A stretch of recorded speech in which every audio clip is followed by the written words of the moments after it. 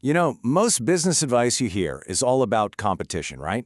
How to do what others are doing just a little bit better. Well, this explainer, diving into Peter Thiel's 0 to 1, is about the complete opposite. It's about building the future by creating things that have never, ever existed before. So Peter Thiel kicks things off with this incredible question. And he argues that the future, it's literally built by the people who can answer it. Your answer, that's your key to finding a path from 0 to 1. Think of it like a litmus test for a truly original idea. And honestly, it's the foundation for everything we're going to get into right now. Okay, so what on earth does he even mean by 0 to 1? Well, let's break it down. On one side, you've got 1 to n.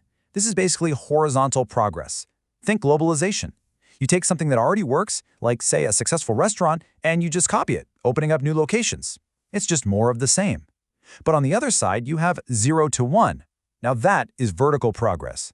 It's about creating something totally new out of thin air. This is what Thiel calls real technology, and that is where the future actually comes from.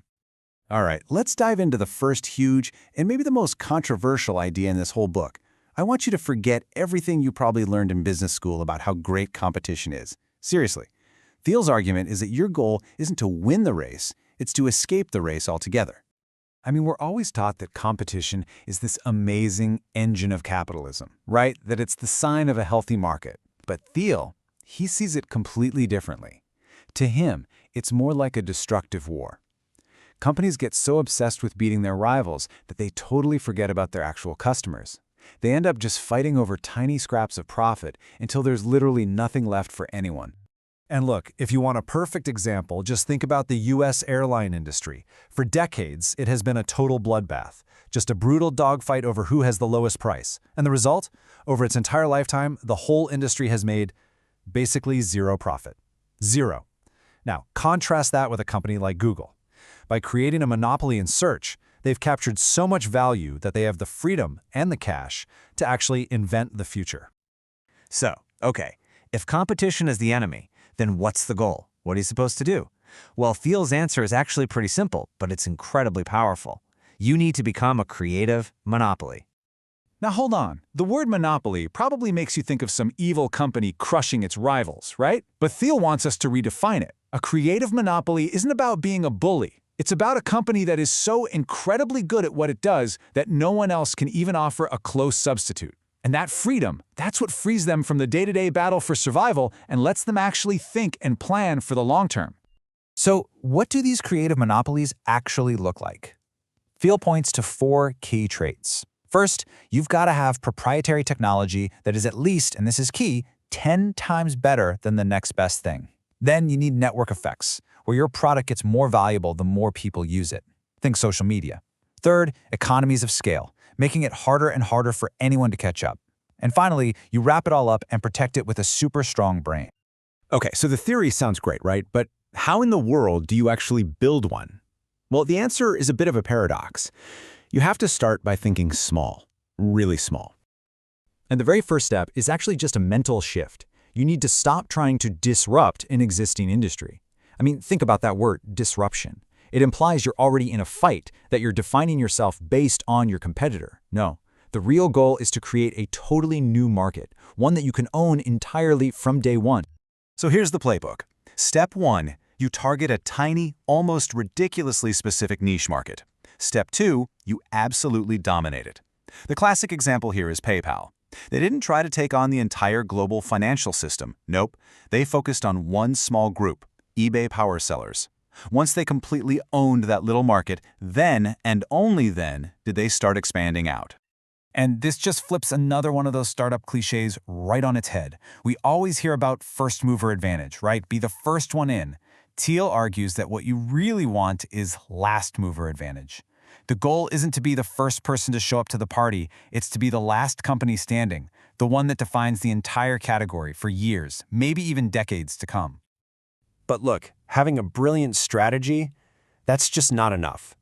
To build something like this, a true 0 to 1 company, it takes a very specific mindset. You have to see the future not as this vague thing that just sort of happens to you, but as something you can actually actively design and build yourself. And this contrast is absolutely crucial. See, most of us and most companies operate on what Thiel calls indefinite optimism. It's this fuzzy feeling that, the future will probably be better somehow. It leads to just endlessly iterating and making tiny tweaks. But a real founder, a 0 to 1 founder, operates on definite optimism. They believe the future will be better because they have a concrete plan to make it better. So how can you tell if your own idea has what it takes? How do you know if you're on the right track? Well, Thiel gives us a super powerful litmus test. It's a set of 7 questions that he says every single world-changing business has to be able to answer. Let's run through them. First up, the engineering question. Is your tech just a small improvement, or is it a genuine, massive breakthrough? Remember, to escape that competition trap, you can't just be a little bit better. You have to be at least 10 times better, a 10x improvement.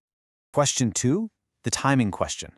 Look, a great idea at the wrong time is just a bad idea. So are you riding a huge wave of new technology?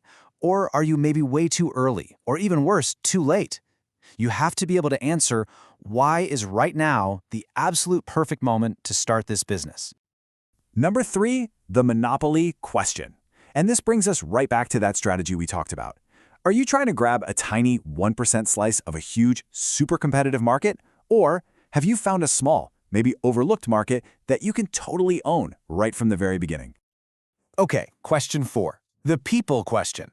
Because let's be real, a great vision and strategy are completely worthless if you can't execute.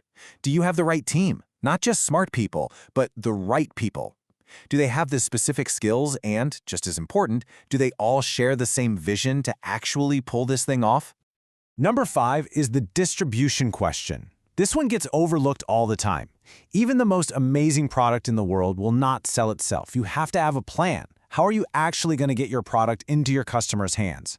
Do you have a real, scalable plan for sales and distribution that's maybe just as creative as your product is? All right, number 6, the durability question. Now we're thinking way down the road. How are you going to defend your spot in the market 10, even 20 years from now? What's your protective moat?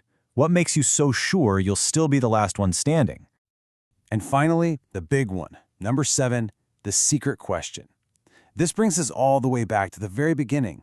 What important truth do you see that almost nobody else agrees with you on? Because great, world-changing businesses are built on these secrets. They're built on unique insights about the world that everyone else has just completely missed. So the ultimate takeaway from all of this is pretty simple. Stop competing. Just stop. Stop making tiny improvements on things that already exist. The real challenge, but also the biggest opportunity, is to go out and build the future. And that future, it doesn't just happen on its own. It gets built, one 0 to 1 creation at a time. And that brings us right back to where we started. So we're going to end this by turning that powerful question back on you. What is that important truth that you believe that very few people would agree with you on? What's your secret? Because whatever it is, that's where the future begins.